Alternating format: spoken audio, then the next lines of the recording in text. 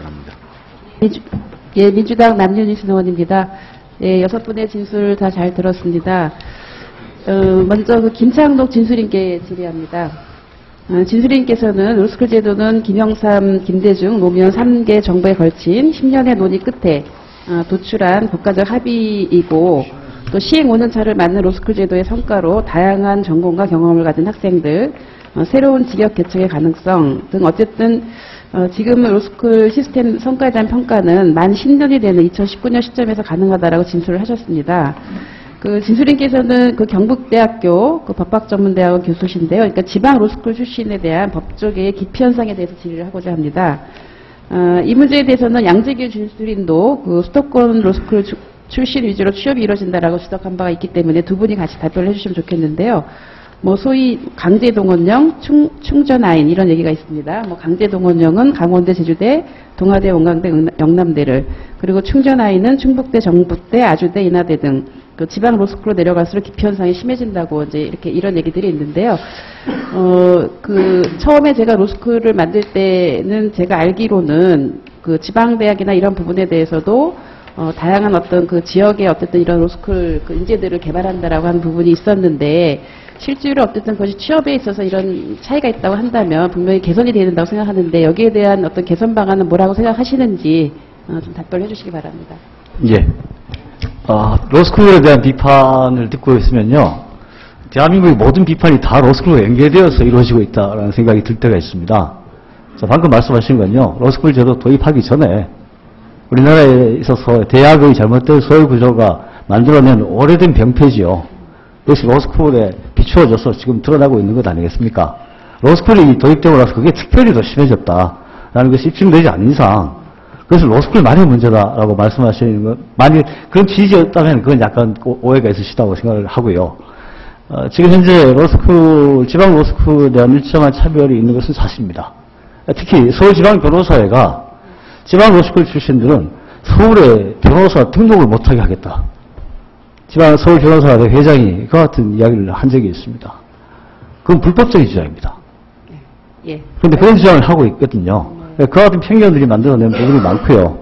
그 다음에 이것은 그 점을 지방 로스쿨에서도 잘 알고 있기 때문에 지방 로스쿨에서 결국은 나중에 그 대학 출신 변호사가 얼마나 실력이 있느냐라는 것으로 평가가 이루어질 것이라고 생각합니다. 장기적으로. 네. 그 평가를 위해서 노력할 것입니다. 알겠습니다. 시간이 짧기 때문에 양정희 참여정부가 지역균형 발전론에 굉장히 중점을 뒀고 지역 인재를 적절히 육성하는 것은 굉장히 바람직하다고 생각합니다. 그런데 이 로스쿨 제도가 그런 역할을 하려고 판단한 것은 잘못된 판단이라고 생각합니다.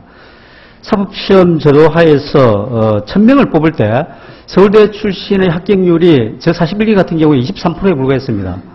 그런데 지금은 로스쿨 제도가 시행되면서 서울 법대 출신뿐만 아니라 서울대 다른 학과 출신들이 다 로스쿨로 가고 있습니다. 지역 인재를 육성해야 되는데 서울대, 고려대인데 이런 학부 출신들이 로스쿨로 가고 또 지역 로스쿨 출신들이 그 지역에서 취직을 해서 인재로서 활동해야 되는데 그 사람들이 다시 서울로 올라오고 있습니다.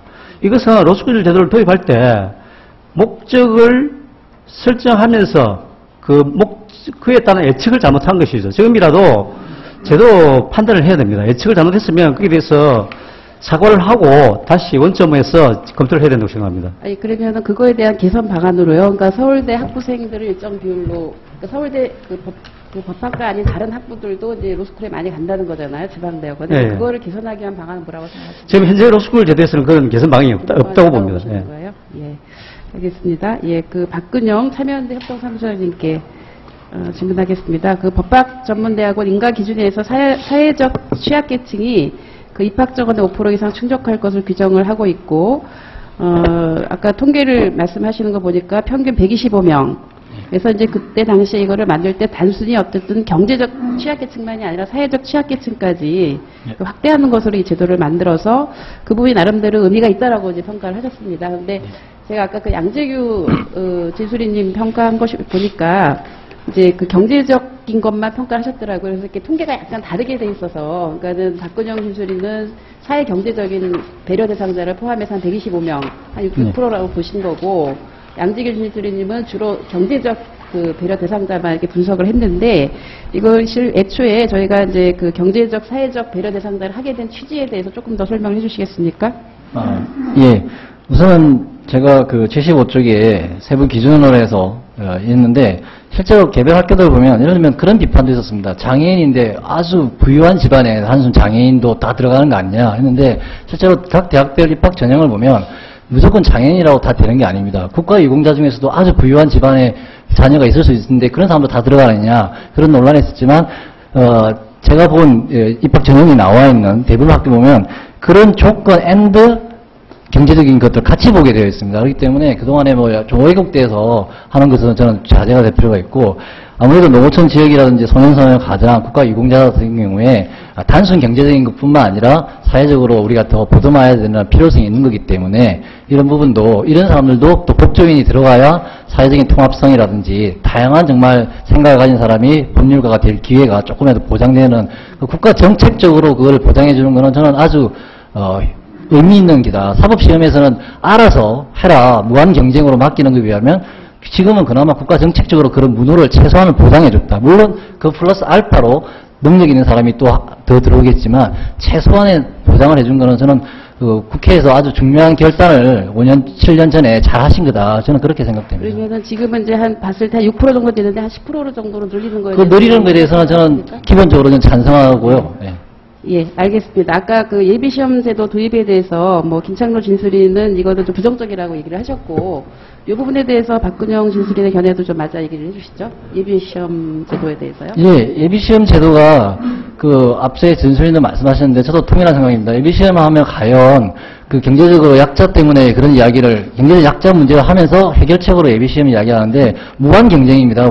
그리고 인원이 많이 할 수 없습니다. 예비시험 합격자는 아마 많아야 500명 또는 200명 합니다. 그 좁은 통로를 통과하기 위해서 모두가 무한 경쟁이 들어가는데 그러면 아예 시험의 응시 자격을 차상위 계층까지만 응시한다라고 한다면 모르겠지만 아마 그런 시험의 자격을 그렇게 법적으로 제외하면 또 위헌적인 논란이 있을 겁니다. 그러면 모두가 다 예비시험에 들어오게끔 하는데 반응 구멍으로 더 좁혀놓은 것에서 과연 통과할 사람은 누구겠냐. 경제적으로 하는 사람 아닙니다. 다 사시학원이라든지 사법고시 준비학원이 번창했던 것처럼 예비시험 준비학원에서 막대한 그 사교육비를 투자할 수 있는 그런 사람만이 그거를 거의 다 통과하겠습니다. 물론 뭐 한두 명 경제적인 약자도 예비시험을 통과하는 사람이 있겠지만 그걸 기대하고 이걸 하는 것이 애초에 그 주장을 하는 목표에는 전혀 부합하지 않을 것 같아서 저는 매우 반대합니다.